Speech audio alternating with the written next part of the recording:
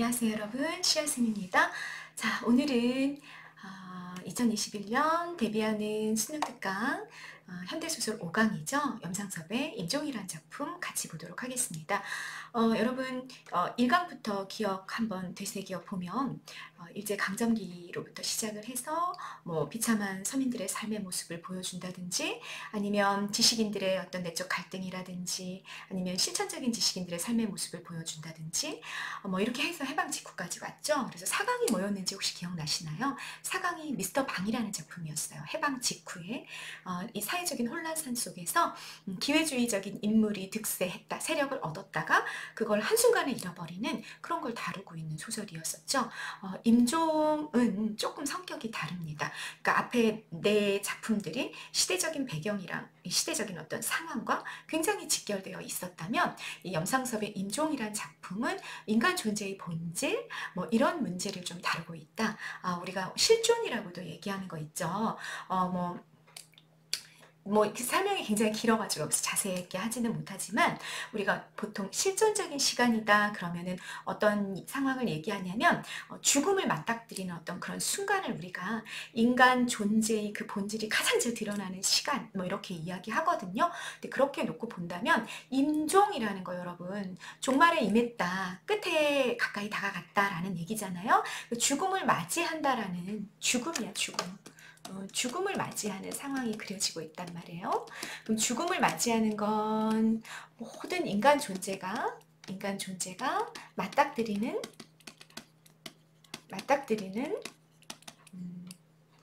실존이란 말이에요. 실존의 문제란 말이에요. 그래서 아까 선생님이 이게 이제 실존적인 시간이다 라는 표현을 썼는데 그때 어떤 태도를 보이는지에 따라서 그 인간 존재에 갖고 있는 본질이 완벽하게 까발려지는 그런 시간이 된다는 거죠. 그래서 그런 어떤 존재의 본질을 다루고 있는 작품이 임종이다 라는 걸 여러분들이 좀 알고 가시면 될 것 같습니다. 작품 제목이 갖고 있는 의미다 라는 얘기고요. 자, 염상섭이라는 작가가 선생님은 더 주목해야 하지 않을까 뭐 이런 생각이 좀 듭니다. 별표를 5개 하시고요. 염상섭은요. 우리 현대소설사에서는 정말 큰 이렇게 기둥과도 같은 그런 분이 염상섭이란 작가예요. 그래서 매년 EBS 교재를 통해서 우리가 수능에 어떤 작품들이 나오는지를 가늠할 수 있잖아요. 근데 수능에 정말 한 번도 빠지지 않은 작가가 염상섭이란 작가다. 현대소설에서는 그렇게 좀 이해하고 가시면 되겠습니다. 그래서 염상섭이다 그러면 여러분들이 좀 기억하고 가야 되는 내용들이 좀 있다 그 얘기인 거죠. 1차적으로 여러분 염상섭이다 그러면 사실주의 문학의 대가예요. 필기하고 있죠 여러분.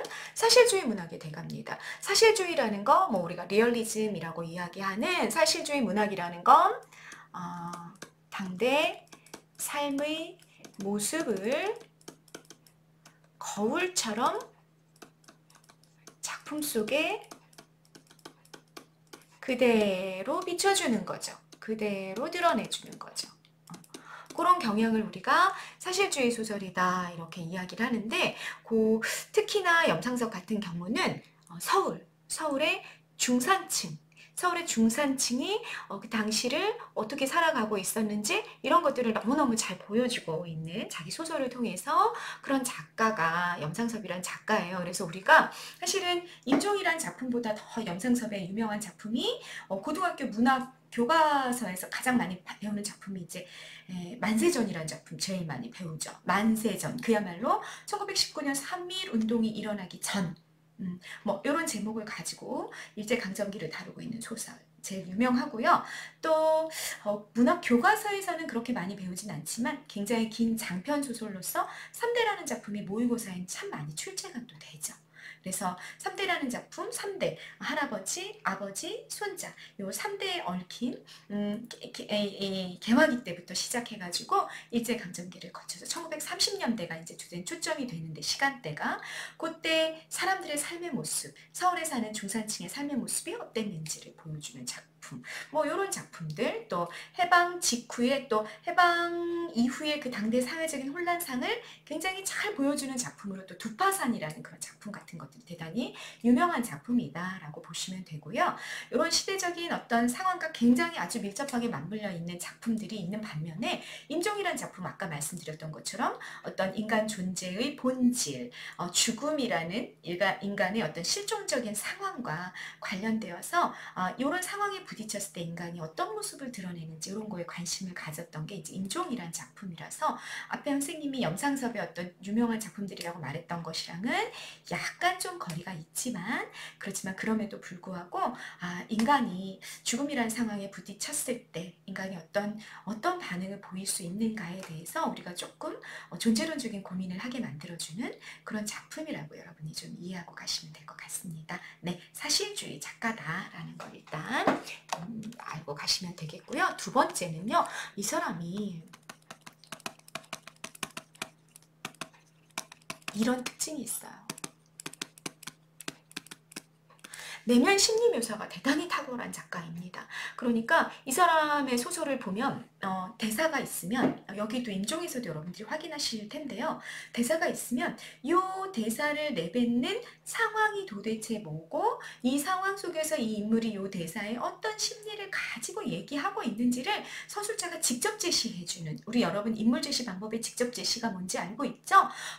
서술자가 직접 이렇게 막 구구절절 설명을 해주는 거지. 이런 설명을 해주는 그런 부분이 굉장히 많아요. 그래서 내면 심리를 드러내는데 대단히 탁월한 작가였었고요. 그리고 이런 내면 심리를 드러내려다 보니까 문장의 길이가 길어졌어요. 문장의 길이가. 왜 그렇잖아요. 어떤 사건이 굉장히 급박하게 전개가 돼. 그러면 문장을 짧게 끊지. 짧게 끊어가지고 호흡이 이렇게 가빠지게 그렇게 하면서 이제 긴장감을 막 고조시킨다든지 사건이 중요할 땐 그렇게 하는 기법들을 많이 사용하게 된단 말이야. 그래서 문장의 길이가 좀 짧아지는 경향이 있어요. 그런데 이렇게 내면 심리를 막 추적해 가고 이 사람이 도대체 어떤 심리에서 이런 이야기를 하고 있는 건지를 막 이야기하고 싶어하는 작가들은 공통적으로 우리 내면의 생각들은 보면 이렇게 문장이 이렇게 짤막짤막 끊어지지 않아요. 길이가 계속 약간 지루할 정도로 길게 늘어지는 그런 특징들을 좀 보여주게 되죠. 염상섭의 소설도 동일한 특징을 좀 보여주게 된다 그 얘기입니다. 그래서 여러분 요게 이렇게 두 가지가 조금 맞물려 있다. 내면의 심리 묘사를 많이 하는 작가들은 문장의 길이도 좀 길어라고 이해하고 가셔도 좋을 것 같습니다. 그리고 우리가 이렇게 문장의 길이가 길 때 어떤 문체다라고 이야기하냐면 만연체다라고 이야기하는 거죠. 그래서 염상섭은 또 만연체 문장의 대가이기도 하다. 뭐 이렇게 좀 염상섭이란 작가에 대해서는 좀 알고 가시면 좋을 것 같습니다. 자, 선생님 본문 먼저 같이 읽어보고요. 그리고 전체 핵심 정리해 보도록 하겠습니다. 본문을 어떻게 읽는지 선생님이랑 같이 따라오고 여러분 텍스트는 선생님이 따로 올려놓는 거 아시죠? 그거 보시고 그거 다운 받아가지고 그 텍스트 파일 가지고 교사용을 다운 받는 거야. 교사용 다운 받아가지고 이렇게 같이 연결해가지고 영상이랑 같이 보시면 좋을 것 같고요. 또는 나는 독해에 조금 자신이 있어. 이제 좀 자신이 생겼어 하는 친구들이 있다면 선생님이 주관식 텍스트 여기가 지금 다 빈칸인 이 답이 다 빈칸인 그런 주관식 텍스트 용지도 올려놓잖아요. 그래서 그걸 먼저 다운을 받아가지고 그걸 먼저 풀어보는 거지. 이 문제에 선생님이 독해하는 순서에 따라서 필요한 내용들을 다 문제로 만들어 놨으니까 이 문제를 먼저 풀어보는 거야 본인이. 먼저 문제를 본인이 풀고 나서 그 다음에 영상을 보고 답지를 확인해 가면서 내가 생각했던 게 맞았구나. 또는 내 생각에 이런 좀 부분들은 조금 보완하거나 수정해야 되겠구나. 이런 것들을 빨간색으로 필기해 간다면 훨씬 공부에 도움이 되지 않을까라는 생각이 듭니다. 자, 어떤 방식이든 여러분 공부에 훨씬 더 도움이 되는 방식을 선택해서 선생님의 자료들을 좀 활용하시면 좋겠다라는 생각이 듭니다. 자, 볼 겁니다, 여러분. 본문 상세 정리. 의사가 없으면 약이라도 지을 일이지 사람이 성의가 없어. 자, 여러분 누구 대사인지도 안 나왔고 앞부분 줄거리 없어요. 그러면 요 대사를부터 출발해가지고 어떤 상황인지 제목이랑 연결해가지고 그 뒷맥락이랑도 연결해가지고 요 대사가 어떤 상황인지를 이제 추정해 봐야 되는 거죠. 임종이야, 임종. 죽음을 맞닥뜨리고 있단 말이지. 그런데 이렇게 얘기했어. 어떤 사람이 의사가 없으면 약이라도 쥐어와야지. 너 어쩌면 그렇게 성의가 없니? 이렇게 얘기를 한 거야. 누가 말했나 보자. 침대 위에 간신히 부축을 하여 일어나 앉은 병인이 말했어. 너 정말 의사가 없으면 약이라도 지어올 거지. 만경에 이제 전신이 막 차가워지는 그런 병이라죠. 만경에 빠진 사람 같지 않게 의식도 분명하고 이 사람 상황이야. 숨결은 이렇게 벅차는 거지. 벅차가지고 헐떡헐떡 하는 거야. 그렇지만 말소리는 어땠어? 대단히 또랑또랑한 그런 상황이 있습니다. 병인의 상태 얘기했고요.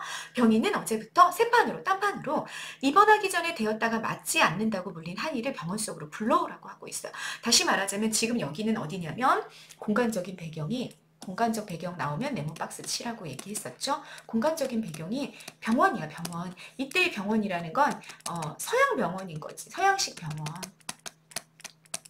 서양식 병원에 입원해 있단 말이에요. 입원해 있는데 그런데 입원하기 전에 어떤 사건이 있었냐면 한약을 지어 먹은 거지. 그런데 이 병에는 이 한약이 맞지 않아. 그래서 그만두고 그 다음에 이제 서양식 병원에 입원을 해서 치료를 받고 있단 말이에요. 그런데 한의사를 불러오라는 거야. 우리 사실 참 상식적이진 않죠. 우리 병원에 입원해 있는데 거기 한의사를 불러오는 건 좀 사실 말이 되지 않잖아요. 근데 그렇게 막 이렇게 막 때를 쓰고 있는 그런 상황이 그려지고 있는 겁니다. 그걸 지금 뭐 해주고 있는 거예요. 서술자가 왜 이런 대사가 있었는지 이런 것들을 설명해 주고 있는 거야. 우린 이렇게 서술자가 설명해 주는 거를 뭐라 그럽니까?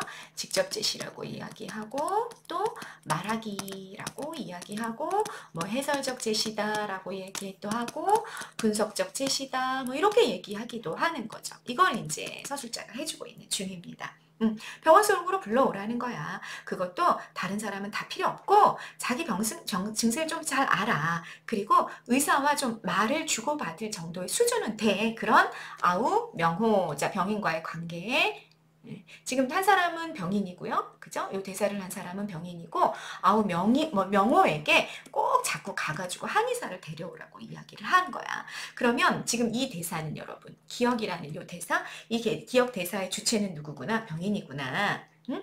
의미는 뭐구나? 한약을 지어 왔어야지 왜 빈손으로 왔냐 하는 질책, 꾸짖음을 하고 있는 중이구나. 정서는 굉장히 짜증스럽고 서운한 정서를 드러내고 있는 거구나. 이런 게 이제 다 나타나기 시작하는 거죠. 됐죠?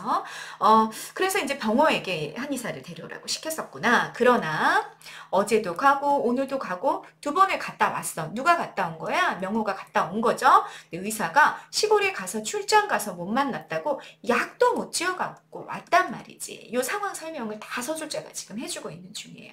그러니까 톡 건드리기만 해도 끊어질 듯한 신경이 막 날카로운 병인이 자기를 속이는 것만 같아. 주위의 모든 사람들이 자기를 속이는 것만 같고 그렇게 의심스러운 판인데 이게 약도 못 지어오니까 막 화를 내는 것도 무리가 아니었다. 서술자의 인물심리 직접 제시가 계속 이루어지고 있는 걸 확인하실 수 있게 된다라는 얘기입니다. 자, 여기까지 끊어봤을 때 대사는 하나야.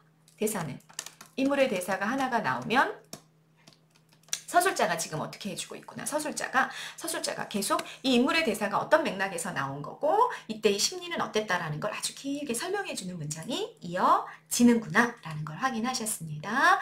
자, 병인이 명호에게 왜 약을 안 지어놨어? 라고 이야기하고 있다. 자, 이렇게 명호를 질책하고 있기는 하지만 그 병인이 가장 신뢰하는 가족은 명호다라는 거 알 수 있죠? 여기 요 문장. 다른 사람 다 제쳐놓고 자기 병 증세를 가장 잘 알고 있고 의사와 말을 주고받을 정도의 능력을 되는 인물로 아우 명호를 보고 있다라는 거 알 수 있습니다. 자, 심리 상태 직접 제시한 거 선생님이 적을 수 있는지 확인하고 싶어서 문제로 내놨습니다. 그 다음 보시죠. 어서 퇴원부터 하시고 의사는 일단 저녁 때 불러오기로 하죠. 그러니까 뭐야? 일단 퇴원을 먼저 하자. 그리고 집에 가서 한의사는 불러도 되지 않겠냐? 라고 말하는 거야. 그러면 누구 대사일지 짐작이 가죠. 누가 이런 대사를 했겠어? 병인이 누구를 혼내고 있었어? 명호를 혼내고 있었잖아. 그러니까 이거는 명호의 대사겠구나 라는 거 우리 또 생각해 볼 수 있는 거죠. 됐죠? 그래서 주체 잡으시면 됩니다. 내면 심리는 내면 심리가, 이 대사를 하는 내면 심리가 어떤지는 여러분, 영상 수업 소설에서는 뒤를 보셔야 돼요. 보십시다. 오늘 너무 더웠어요. 전차를 타기도 어중된 거리였어. 알맞지 않아. 더운데 전차를 타고 가기엔 조금 너무 가까운 거지. 그래서 걸어서 왔다 갔다 했어. 땀을 뻘뻘 흘렸죠. 누가? 명호가. 이제부터 명호 얘기할 거라고 얘기했죠. 그래서 우통을 벗어놓고 땀을 막 식히면서 찬찬히 병인을 달래고 있어. 좀 짜증이 날 법도 한 상황이다. 그치? 상황을. 이게 또 직접 제시 아닙니까? 서술자가 직접 제시한 걸 보니까 명호는 그래도 나름 대단히 애를 썼네. 그런데 막 형이 뭐라 그러니까 좀 화가 날 법한데 근데 이렇게 막 병자니까 이렇게 달래는 거죠. 오늘 해를 넘길지 모르는 병자에게. 자, 중요 정보 나옵니다. 놓치지 마십시오. 여러분. 누구를 가리키는 겁니까? 병인을 가리키는 거고 오늘 해를 넘길지 모른다라는 얘기는 무슨 뜻이죠, 여러분? 오늘 해가 넘어가는 것을 보지 못하고 죽을 수도 있다 그 얘기인 거지. 곧 죽을지도 모른다는 생각을 명호가 하고 있구나라는 거 알 수 있는 거죠. 성의가 없다는 말을 들으니 섭섭하기도 하고 참 내가 형한테 참 더 최선을 다했어야 되는 건 아닌가. 그럼 미안한 마음도 좀 있었어. 그러나 어쨌든 한약을 먹이는 게 급한 게 아니라 예정대로 퇴원을 얼른 시켜야 돼. 이게 주 목적이야. 그래서 딴소리가 나올까봐 어린아이 달래듯 달래는 것이다. 그러니까 여기 대사는 여러분 달래는 어조인 거지. 형을 달래고 있어. 그런데 의도가 뭐야? 목적이 뭔 거야? 목적이 빨리 살살 달래가지고 딴소리 하기 전에 퇴원을 시키고 싶은 거지. 그러면 이 딴소리는 여러분 뭐겠어? 병인이 퇴원을 하지 않겠다 고집을 피우면 곤란해지는 거지. 그래서 어떻게 하는 거야? 달래고 있다라고 또 뭐 한 거야? 서술자가 직접 제시를 해주고 있는 거야. 인물이 상황과 내면 심리를 다 정리를 해준 거죠. 됐죠? 문장의 길이 길다라는 거 확인하실 수 있었고요. 그렇게 빨리 퇴원을 시키려고 명호는 막 그러고 있어. 병인이 뭐라 하나 보자. 퇴원은 무슨 퇴원? 약이라도 지어가지고 나가야지. 이대로 나갔다간 당장 숨이 막혀 죽어. 뭐 이렇게 말을 하는 거야. 그러면 요 대사는 병인의 대사인데 이 내면 심리가 어떻겠구나라는 건 또 다시 요거 가지고 정리가 되는 거죠. 남의 고통은 조금도 몰라주고 자기 고통은 아픈 사람 고통은 몰라주고 성한 사람들이 자기 대중만 치고 자기 기준만 따지고 자꾸 이제 가족들이 그러는 거지. 여기가 병원 아니니 여기 어떻게 한의사가 옵니까? 빨리 이제 퇴원하시고 집에서 약을 먹읍시다. 막 이런 얘기를 하는데 자기 기준들만 따지고 있는데 저희 형편 좋을 대로만 하겠다는 거. 요게 이제 요게 이제 가족들 상황이다 라고 누가 생각하는 거야? 병인의 생각이야. 병인의 생각.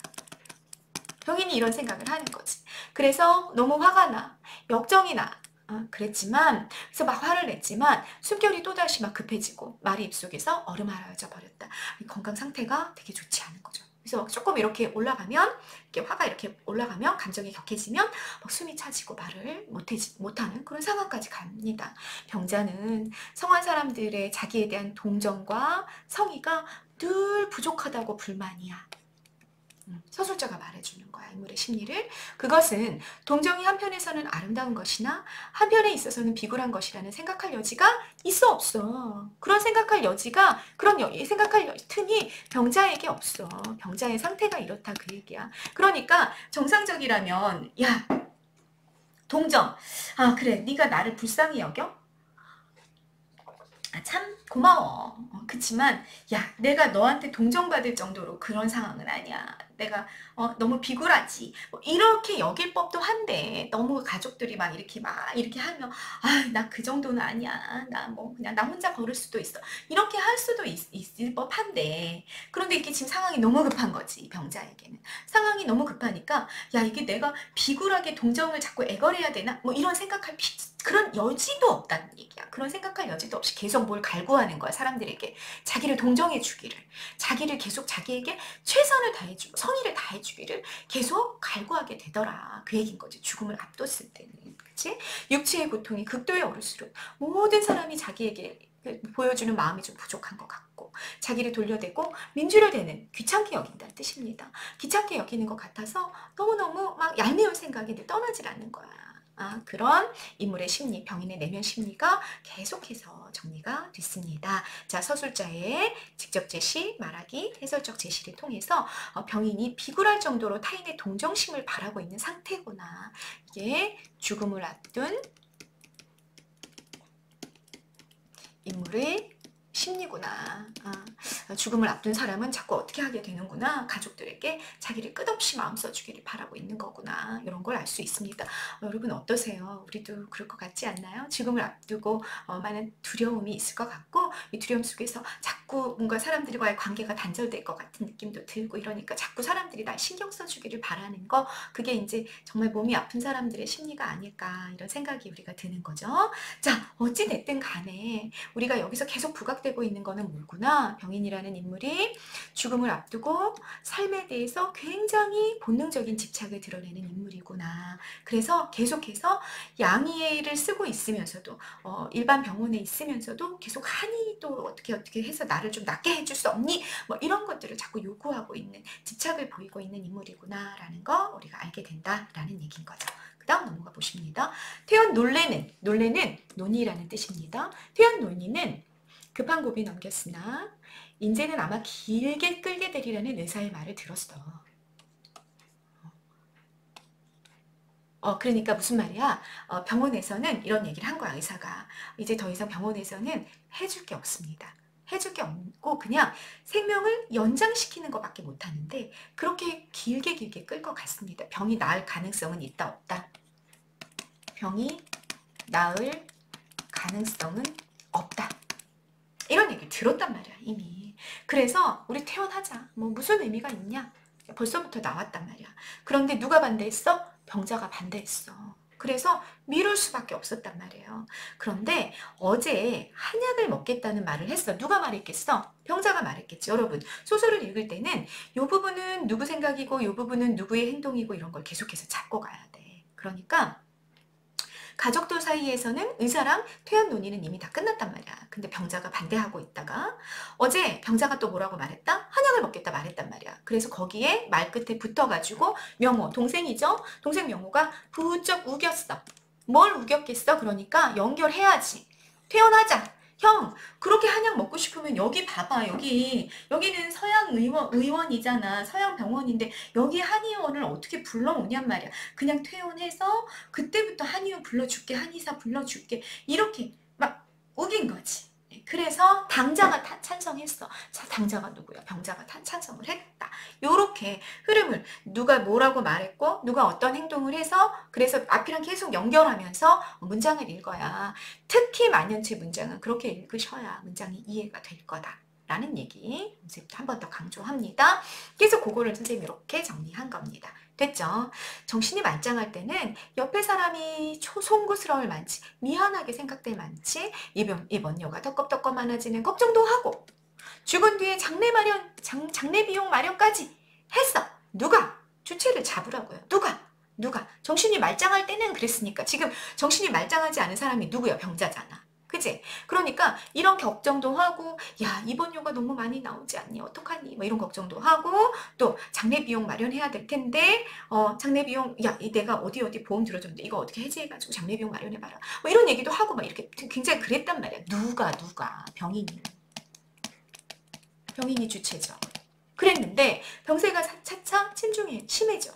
육체적 고통이 심해지니까 이런 생각 저런 생각 이거 다 뭐야? 뭐 입원료 걱정, 장비 걱정 이런 거 다 잊어버렸어. 이런 거 생각 안 해. 그리고 병원에만 있겠다고 막 고집을 부리는 거야. 병원에 있어야지만 살 것 같은 거죠. 그것은 병원에 누웠대자 별 수가 없는 것은 자기도 모르는 것이 아니지만 다만 하나 주사를 못 잊어서 그러는 것이다. 병원에 있겠다고 고집을 부리는 이유 설명됐습니다. 병원에 있어야지만 주사로 자기가 살 것만 같은 거야. 너무너무 고통이 심해가지고 여러분 이 죽음의 순간에 너무너무 아프다잖아요. 너무너무 아파가지고 견디지를 못하고 막 비명을 지르기도 하고 막 온몸을 막 이렇게 막 몸부림을 치기도 하고 그러는데 그때 이제 맞는 주사가 이제 몰핀 마취 주사를 맞는 거지. 그러면 그 고통이 조금 사그라드는 느낌이 난단 말이에요. 그러니까 그런 주사를 계속 맞고 있는 중인 거야 이 병인이. 그러니까 그 주사가 없으면 못 살 것 같은 거지. 그래서 병원에만 있겠다고 고집을 부리고 있습니다. 됐죠? 여기까지 봤을 때 스토리를 13번부터 16번까지 선생님이 이렇게 쭉 요약을 해볼 수 있겠다라는 얘기입니다. 자, 13번부터 15번까지는 여러분이 풀어보시거나 아니면 문제를 보시면 될 것 같고요. 여기서 별표는 16번입니다.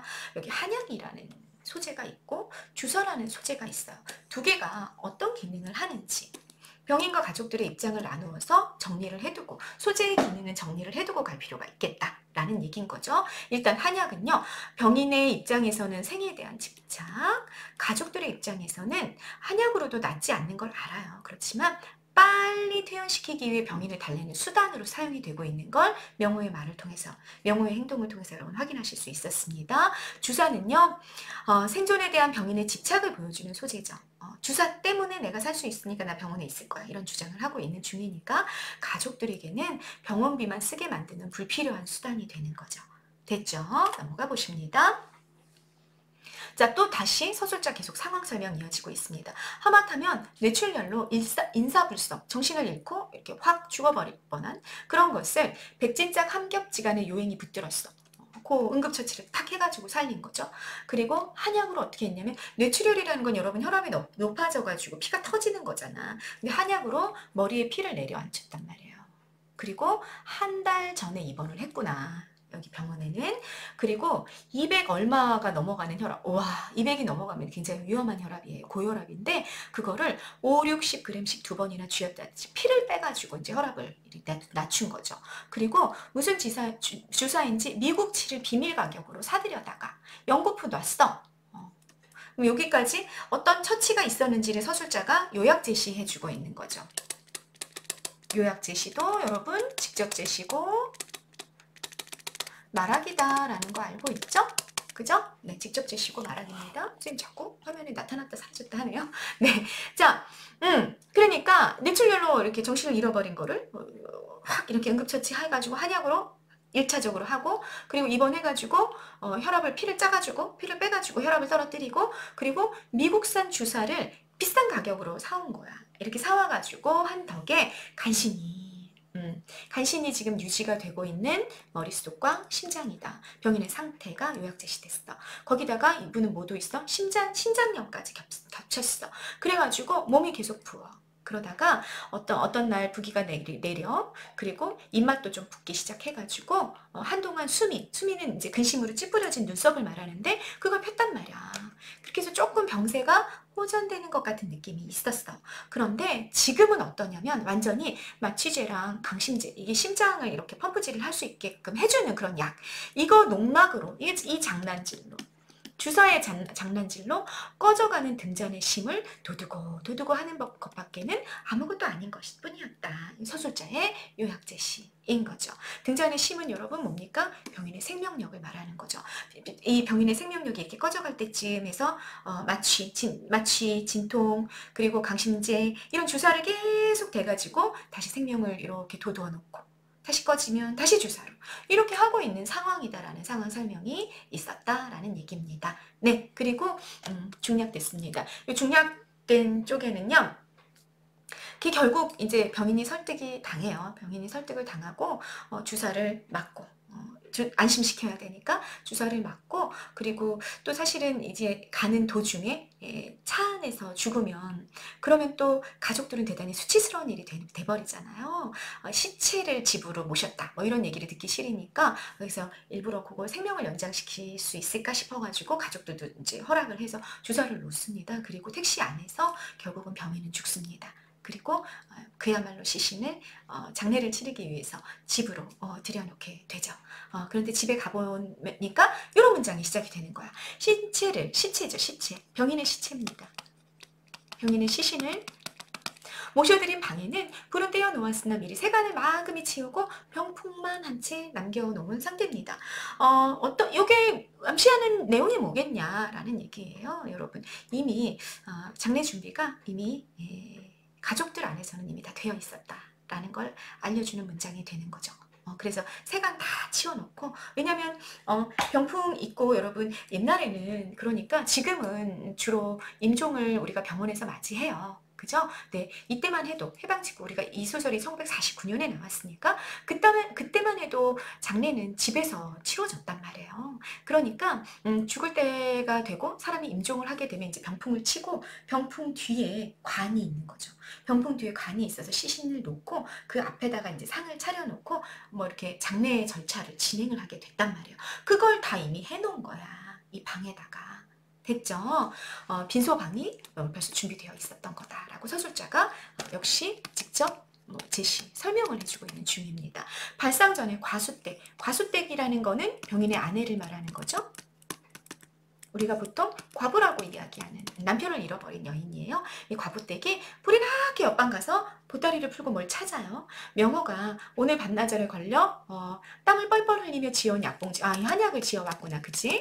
한약 지어온 것을 먼저 방바닥에 떨어졌어요. 여러분 참 이런 거 보면은 되게 허망하다라는 느낌 들지 않으십니까? 왜? 병자가 살아생전에 그렇게 바라고 원하던 거잖아. 그런데 그 약봉지 제대로 먹었어, 못 먹었어? 못 먹었어. 제대로 못 먹고 그거 그냥 툭 떨어졌어. 먹으려던 것이었는데 못 먹었어. 그런데 살아있는 사람들은 그거에 관심이 있어 없어? 이제 그 사람 돌아가셨잖아요. 아무 필요가 없어진 거죠. 그죠? 그렇게 집착하던 것이 아주 필요가 없어진 것을 이 작가가 이렇게 떨어졌다. 이 약봉투가 떨어졌고 다른 사람들은 관심도 갖지 않고 이런 상황을 통해서 좀 보여주죠. 가수댁은 뭘 찾고 있었냐면 약을 찾은 게 아니었어. 컵 속에 넣은 물종지를 찾아내서 빈소로 가지고 가더니 신체의 주위에 말끔히 뿌렸어. 세를 붙이고 받아둔 성수였어. 교회에서 시신에게 뿌리라고 성수를 돈을 주고 사가지고 온 거야. 그걸 이렇게 뿌리고 있는 중인 거죠. 그래서 그거를 명호가 바라봅니다. 요 아우였던 거 기억나시죠, 여러분? 병인의 아우. 그럼 장례를 어떻게 지내시렵니까? 제사는 일체 폐하시나요? 이렇게 물어보는 거야.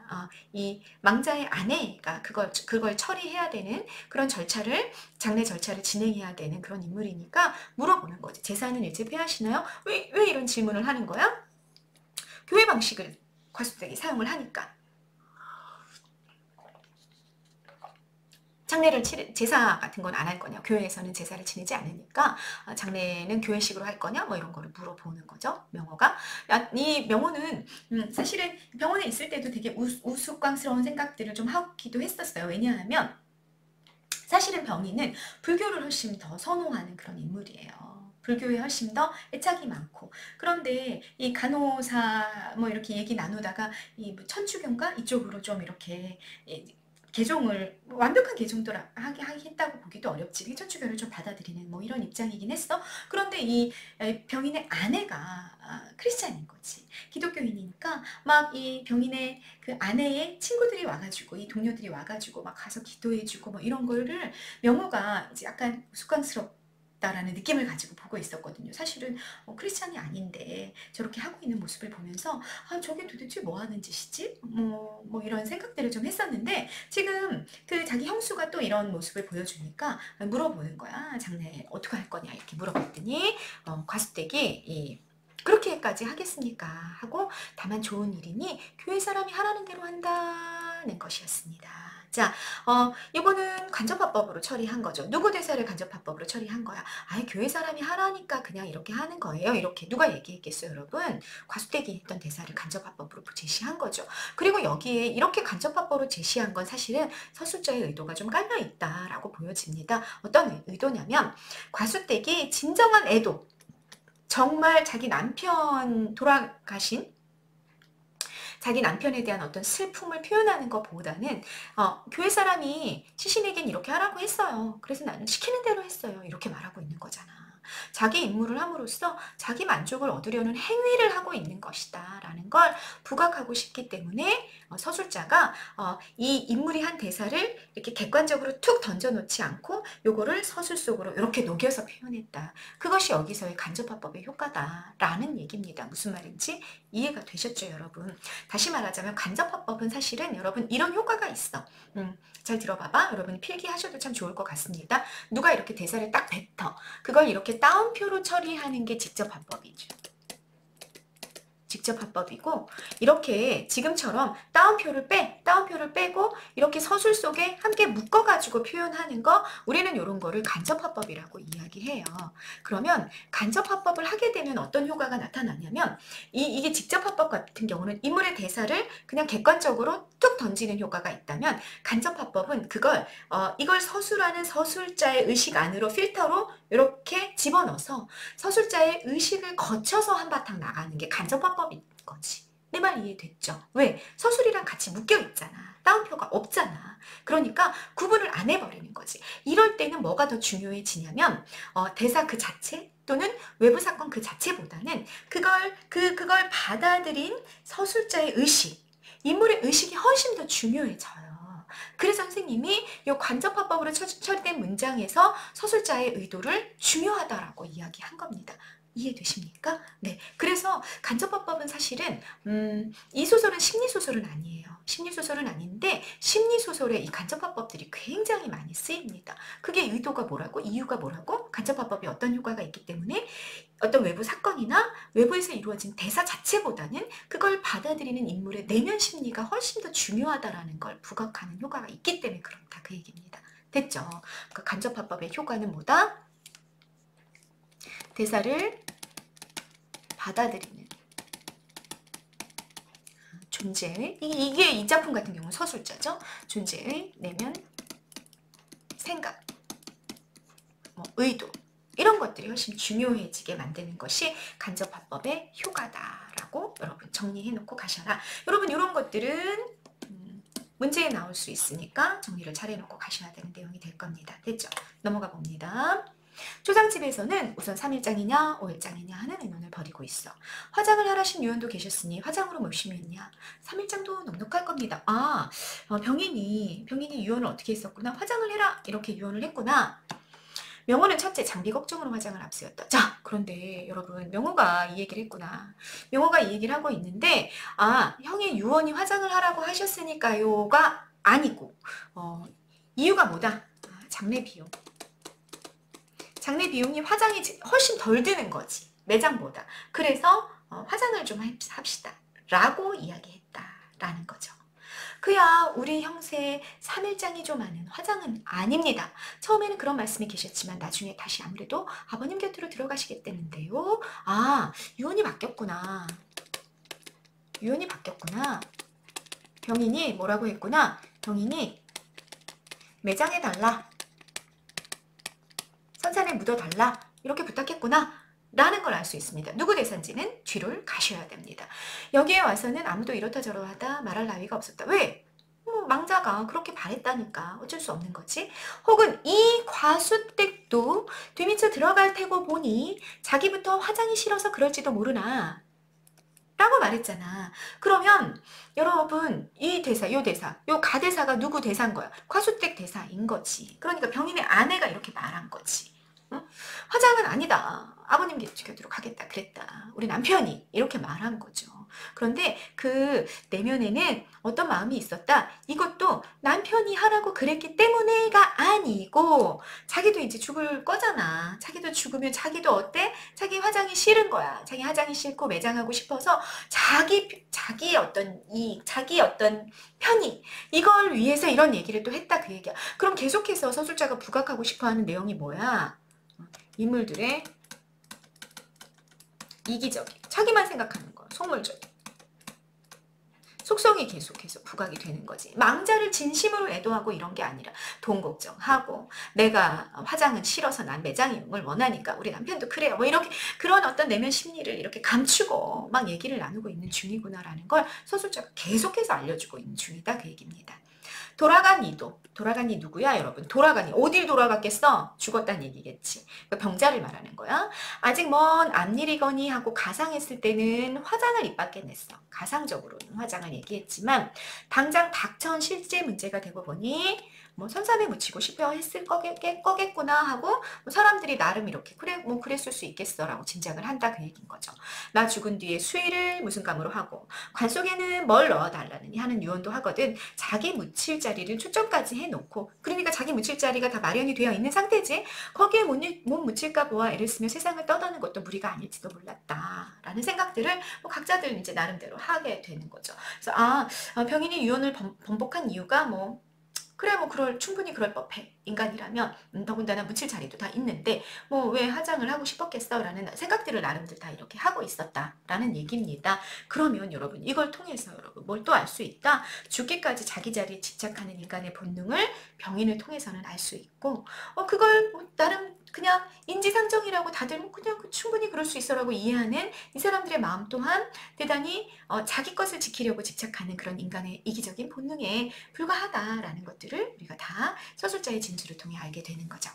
말이 3일이지 오늘 내일은 다 가고 내일 하루인데 어찌 산역이 문제로군. 산역은 무덤을 만드는 게 문제다. 또 걱정을 하는 거야. 호상차지. 호상치리는 온갖 일을 책임지고 맡아보는 사람이에요. 이 호상차지는 그런 걱정이 또 되겠죠. 무덤을 만드는 게 참 문제다.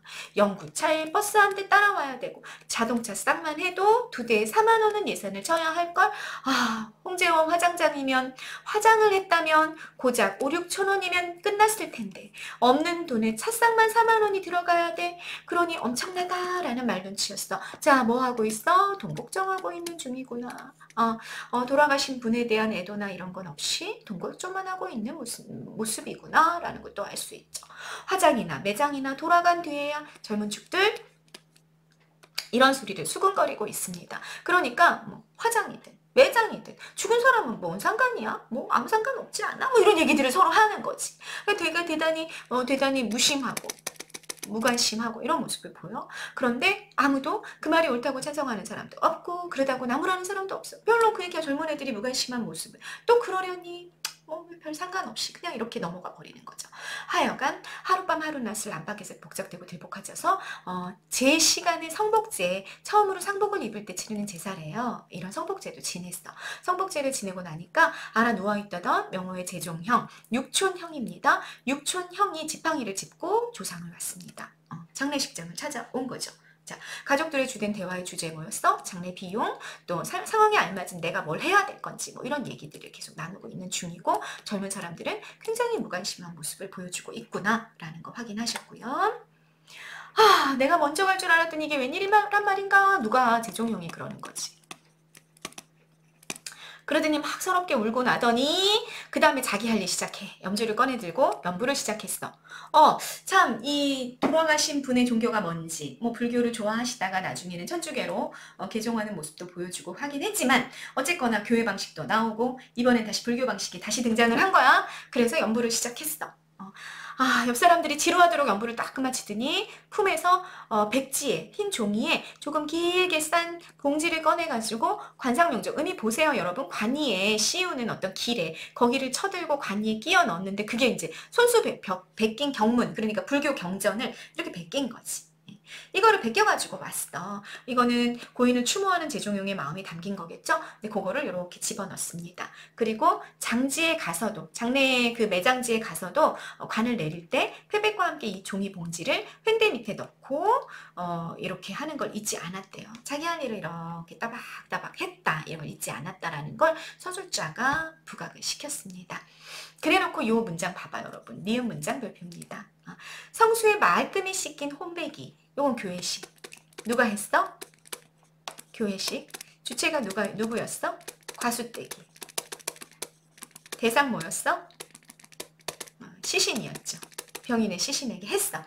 그렇게 말끔히 씻긴 혼배기 또다시 불타에 부처에 대자대비한 크게 자비한 공덕에 안겨 안온이 잠들지 모르겠다.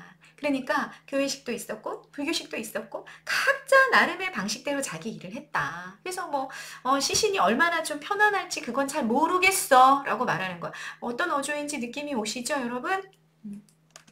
냉소적인 어조가 느껴지셔야 될 겁니다. 아이고 참 시신을 가지고 별별 짓듯 하는구나. 교회식도 하고 불교식도 하고 그러고 있구나. 그보다는 먼저 산 사람이 제각기의 소임을 기울인데 자기의 임무를 다한데 소임이나 항의를 마음을 기울인데 만족을 느낄 것이었다. 누구예요? 서술자의 말인 거죠. 서술자의 말. 네, 별표입니다. 30번에 선생님 만들어놨죠. 서술상의 특징. 각자 자기 만족을 위해 고인을 추모하는 상황. 자기 중심성. 그것에 대해서 비판적이고 냉소적으로 바라보는 서술자의 생각이 편집자적 논평을 통해 드러난 문장이다 라는 거 여러분들이 확인하실 수 있겠다라는 얘기입니다. 됐죠? 자, 그래서 선생님이 여기까지 해서 이제 수능 특강 본문은 끝나 있고요. 작품 제목이랑 연결해가지고 임종과 관련해서 31번, 32번 문제 만들어 놨습니다. 둘 다 별표하십니다. 인간의 실존, 아까 말씀드렸죠? 인간의 실존이 드러나는 자기 존재의 본질이 자기가 이렇게 예의, 체면 이런 걸로 가려놨던 것들이 완전히 까발려지는 그런 시간을 우리가 실존적 시간이라고 얘기하는데 임종은 그런 시간이라 볼 수 있습니다. 그걸 통해 작가가 궁극적으로 계속 부각하고 있었던 건 뭐냐? 이기적인 본성이다. 오로지 나, 오로지 내 생명, 오로지 내 돈, 이런 것만을 생각하는 인간의 이기적인 본성을 작가가 드러내고 싶어 했구나. 이게 어떻게 인물을 통해서 드러났느냐를 조금 더 구체적으로 본다면, 병인의 경우에는 완치될 때까지 병원에 있으려 하고 죽음을 앞두고도 한약을 짓게 했던 거, 죽음을 받아들이지 못하고 삶에 집착하는 그런 이기적 본능, 이런 것들을 좀 보여줬다라는 얘기고요.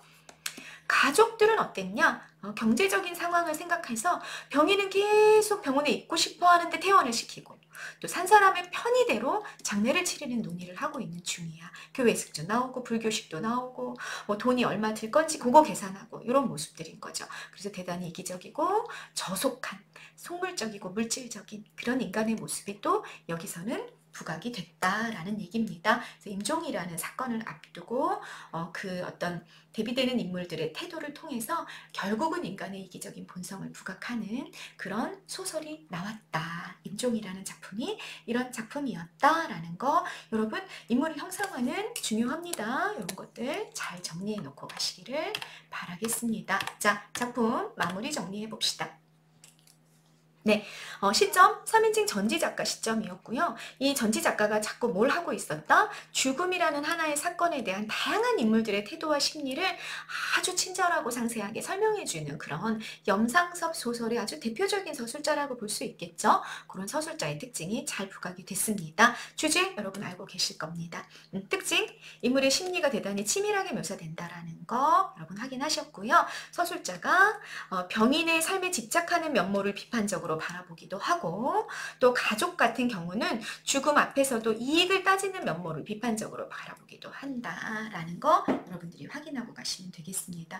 자, 임종, 죽음이라는 문제를 우리가 좀 생각을 해보게 되죠. 선생님이 얼마 전에 봤던 어떤 유튜브 영상에서는 어떤 분이 돌아가셨을 때의 상황, 이런 것들을 보여주는데 너무 눈물 나더라고요. 어떤 이제 연세가 많이 드신 분이, 아버지가 돌아가시면서 뭐 이제 닭이 돌아가시기에 앞서서 장례 비용도 다 마련해 두셨을 뿐더러 뭐 집도 너무 크니까, 자기 아내가 이 집에서 나 없이 혼자 살면 너무 크니까 이거 집도 줄이자 해서 집도 줄여 놓으시고, 그리고 나머지들은 다 가족들에게 이제 나눠주기도 하시고 미리, 그리고 그 남은 거는 또 사회에 기부도 하시고, 그리고 본인은 병원에 계시다가 자기가 이렇게 부탁을 하셨다 그러더라고요. 자기가 죽기 일주일 전, 내가 이제 정말 가능성이 없어진 일주일 전에 좀 큰 1인실로 좀 옮겨달라.